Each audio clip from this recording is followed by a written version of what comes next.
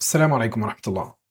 من أكتر الحاجات اللي بالاحظها لمّا آجي أتكلم مع مدربين أو خبرا هي إن لمّا أسألهم وأقول لهم أرقامكم إيه، ما يفهموش يعني إيه أرقامنا إيه، مش فاهمين إيه أرقامهم بالضبط، مع إن دايمًا إحنا عارفين إن الناجح في الbusiness بتاعه عارف أرقامه وبياخد دايمًا بياناته بالdata مش بالإحساس. معظم بقى المدربين والخبرا اللي اتكلمت معاهم كلّهم بياخدوا بياناتهم بالإحساس، إحنا دلوقتي بنعمل فلوس قد كده، إحنا بندفع على الإعلانات قد كده، مش شايفين بقى إيه لإن كمان الfunnels بتاعتهم قصيّرة جدًا، مش بتوصّلهم لdata كفاية إن هم يبقوا عارفين يجيبوا العميل الصح ويبيعوا صح. في فيديو النهارده إن شاء الله هنفهم ليه الأرقام مهمة لأي business ومن أهم الحاجات اللي أنت ممكن تعملها في التسويق، زي ما قُلنا الناجح دايمًا بيبقى عارف أرقامه بالضبط وبياخد قراراته بالdata مش بالإحساس. بس خلّينا في البداية نفهم ليه معظم الخبرا بيمشوا دايمًا وهُم قافلين عينيهم ومش شايفين أي حاجة قدّامهم. لإن زي ما قُلنا أغلب القرارات بتاعتهم بتتاخد بالإحساس، بيحط محتوى بيبقى شايف إن هو كويس، بيبدأ إن هو يشتغل على الأساس ده، على إحساس إن هو كويس، أو على إحساس إن الإعلان شغال. أنت بدون أرقام، أنت بتوزّع طاقتك على كل حاجة، أنت مش عارف إيه بالضبط اللي واقع، أنت شايف كل حاجة شغالة قدّامك، في عُملا بتيجي لك في النهاية، بس أنت مش شايف إيه الجزئية اللي محتاج تشتغل عليها أكتر من جزئية تاني، فأنت ليه الكلام ده؟ عشان ما عندكش أرقام، فأنت بتوزّع طاقتك بالتساوي على كل حاجة، فبالتالي محتاج تعرف أرقامك عشان لمّا تيجي تركّز مجهودك على حاجة معيّنة هي دي اللي هتجيب لك أكبر عائد، يبقى أنت ساعتها قِسْت صح وعرفت أرقامك صح وابتديت تبني بالdata مش بالإحساس. فدي سبب إن معظم الخبرا ما بيبقوش عارفين يركّزوا مجهودهم حاليًا فين، عشان ما عندوش أرقام تقول له بالضبط أنهي مكان واقع عنده.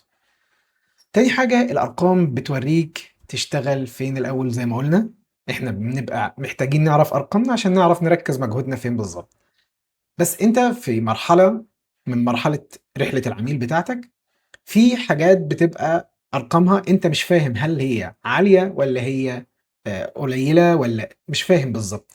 فلو جينا مثلًا بصينا على حالة مثال هنفهم بيه الموضوع ده، يعني دلوقتي أنا مثلًا عايز أعرف المشكلة عندي فين، فأنا أبدأ أشوف الصفحة بتاعتي، أبُص ألاقي إن الصفحة بتاعتي نسبة تحويلها 4%.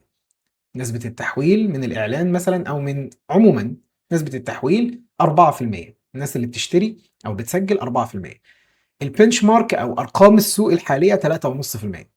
طيب هنا حتّة كويسة عرفت بيها إن أنا لمّا عرفت رقمي صح وعرفت الbenchmark بتاع السوق، عرفت إن هنا التحسين هيبقى أزيد من كده مش هيبقى أفضل حاجة. في حالة تانية عندي صفحة تانية أو عندي product تانية أو عندي offer تاني نسبة التحويل بتاعته نُص في المِيّة مقابل الbenchmark بتاع السوق 2%. هنا بقى عرفت المشكلة فين، هنا عندي نسبة التحويل قليلة جدًا، لإن أنا ممكن أضاعف النتيجة 4 مرات، بدل ما واحد يسجّل 4 يسجّلوا، لإن الbenchmark المفروض إن هي تبقى 2% ده طبقًا لأرقام السوق، فأنا بابدأ آخد الجزئية دي وأعدّل عليها وأشوفها بقى إيه كفرصة ذهبية ليه؟ لإن أنا زي ما باقول لك شُفت أرقامي، لإن أنا عرفت إن هي ده المفروض وأنا بعيد جدًا عن المفروض، فلمّا أحسّن هتبقى فرصة ذهبية تضاعف النتيجة بتاعتي 4 مرات، فدي فايدة إن الأرقام بتورّيك فين تشتغل الأول. الأرقام كمان بتكشف الأعطال، يعني أنت دلوقتي لو أنت عندك زي ما حصل مع business كان عندهم form الform شغال كويس جدًا، بس عشان عايزين يتأكدوا إن الناس اللي بتسجل تكون مش hackers ولا حاجة، فعشان يزودوا الأمان قاموا عملوا حركة كده زودوا password نسب التحويل بتاعة الform. اكتشفوا ده إزاي؟ لإن هُم كل أسبوع بيقيسوا الform، كل أسبوع بيقيسوا الform بيشوفوه نسب تسجيله عاملة إزاي، فبالتالي لمّا جه أسبوع لقوا النسبة نازلة مثلًا نسبة كبيرة جدًا، فلاحظوا إن في مشكلة في الform بسبب إن هُم متابعين أرقام الform من قبلها، يعني أنت لو مش عارف أرقام الform وجيت عملت التعديل ده مش هتكتشف أي عُطل، وهيفضل يكبر معاك بقى ومش هتحس بيه أصلًا. فأنت محتاج إنك أنت أي تغيير تعمله الbusiness بتاعك تبقى أنت مسجل أرقامك صح، عشان تفهم تأثير التصليح أو تأثير التغيير ده هيبقى إيه على الbusiness بتاعك. فمهم إن أنت تتابع أرقامك بشكل أسبوعي زي ما قُلنا مش رفاهية، هي نظام إنذار عشان تكشف لك الأعطال بتاعة الbusiness بتاعك مبكرًا قبل ما تكبر معاك وتأثّر بشكل كبير جدًا على الدخل. في عندنا أرقام الغرور، وفي عندنا الأرقام اللي هي الحقيقية اللي إحنا بنعتمد عليها. أرقام الغرور دي اللي هي اللي الناس كلّها بتعتمد عليها غالبًا، المشاهدات واللايكات ونسب فتح الإيميلات، الحاجات اللي هي بتدّيك دايمًا إحساس بإنّك أنت عملت حاجة وحققت حاجة، بس في النهاية بتبُص تلاقي المبيعات يا إمّا واقفة يا إمّا بتنزل. ومع ذلك تلاقي الناس بتتفاعل على المحتوى، وتلاقي الناس بتعمل لك لايكات وكومنتات وتمام والدنيا زي الفل. بس لمّا تيجي أنت بقى مش عارف الكلام اللي بعد كده، أنت مش عارف يعني في إيدك فلوس، في ناس بتشتري، بس أنت مش فاهم بقى هل النهارده فوق والّا النهارده تحت والّا أنت مش عارف. أنت بالنسبة لك مثلًا بيخش لك 20.000 جنيه، مش فاهم أنت دلوقتي الدنيا ماشية إزاي، أرقامي عاملة إزاي، هل ممكن أحسّن، هل ممكن أوصل ل40 و100 و150، والّا هو أنا بالنسبة لي ده كده الpeak، مرحلة اللي هي أفضل مرحلة بالنسبة لي. إحنا بنبتدي نبُص على الأرقام اللي فعلًا بتفرق، نسب التحويل بتاعة الصفحات، تكلفة العميل من الإعلان لحد ما يشتري، والناس في الfunnel بتاعتي بتتحرك إزاي، هل في ناس بتُقع من الfunnel بتمشي من غير ما تسجّل، طب إيه سبب إن هُم بيمشوا من غير ما يسجّلوا؟ كل ده بيبقى كلام مرتبط بالدخل وبالقرار اللي أنت بتاخده. فالمعيار الذهبي هنا إيه؟ بتبُص على الرقم، هل الرقم ده بيساعدني آخُد قرار؟ يعني هل المشاهدات هتساعدني آخُد قرار؟ هل الكومنتات هتساعدني آخُد قرار؟ إحنا أصلًا ما بنبُصّش عليهم، يعني إحنا في الإعلانات بتاعتنا ما بنبُصّش على الأرقام دي، ما بنبُصّش أصلًا على الإعلان، إحنا بنبُص الإعلان عمل لنا إيه. إحنا عارفين إن إحنا مشغّلين إعلان، لكن عشان كده إحنا ما بنخافش من الإعلانات، إن إحنا معتبرينها هي البوابة اللي عمّالة تدخّل الناس. أنا لمّا الناس تدخل لي، أنا ساعتها بقى هاقدر إن أنا أتحكّم في قراراتي أكتر. فبالتالي لازم أبُص على أرقام الغرور اللي هي بتحسسني بحاجة، وأتجاهلها لو هي مش هتساعدني إن أنا آخُد قرار. دايمًا الرقم لوحده مش كفاية، لازم سياق يمشي فيه الرقم، أو سياق نمشي فيه في المرحلة بتاعتنا كلّها. إحنا عندنا من أول الإعلان لحد ما العميل يشتري في مراحل بيعدّي عليها العميل. لازم أبقى فاهم إن أنا مثلًا مش نسبة التحويل اللي هي بتاعة الصفحة تبقى كويسة، بس نسب المبيعات ضايعة، فأنا ما فهمتش المشكلة فين. أنا لمّا جِبت رقم مثلًا قُلت إن نسبة التحويل بتاعتي مثلًا 30%، بس عندي نسب إن أنا أحوّل لمبيعات دي قليلة جدًا، جدًا، جدًا، فأنا مش فاهم السياق ككُل، مش واخد النظرة المبعدية، الصورة الكاملة. فبالتالي أنا شايف إن عُملا غير مناسبين بيخشّوا لي بس مش فاهم ليه. لازم أفهم السياق من الأول، أفهم نوع العميل اللي بيخش عليّا، ما هو نسبة التحويل ممكن يكون مش عميلي أصلًا، أو ممكن يكون واحد فضولي. فالقناة التسويقية اللي بييجي لي منها، أشوف القناة دي هل هي بتدخّل جودة كويسة والّا جودة سيئة. بعد ما دخل واتكلم معايا، هل أنا دفعت عليه كتير عشان أجيبه؟ يعني ما أنا ممكن أجيب نسبة تحويل وأنا دافع $1000 مثلًا، فبالتالي لازم أبقى شايف حجم الصفقة اللي هو اللي أنا بادفعها، أو بادفع قد إيه على كل عميل. فلازم أبقى فاهم إن الرقم اللي بيبقى خارج السياق ده دايمًا بيودّي على قرارات ما بتبقاش أفضل حاجة، لإن أنت مش شايف الصورة كاملة.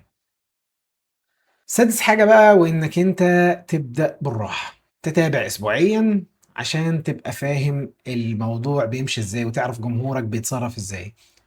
بتبدأ تقيس أرقامك. إيه هي الأرقام اللي أنا أبدأ أقيسها؟ أول حاجة كام واحد بيخش لي على الصفحة، طب كام واحد بيسجل في الopt in، بعد ما بيسجلوا كام واحد بيدفع، طب مين المجموعة العُملا اللي هم بيدخّلوا لي 75 ل80% من الدخل، لإن في 20 ل25% من العُملا اللي بيخشّوا لك هم اللي بيدخّلوا لك حوالي 80% من الدخل، قاعدة ال20، 80.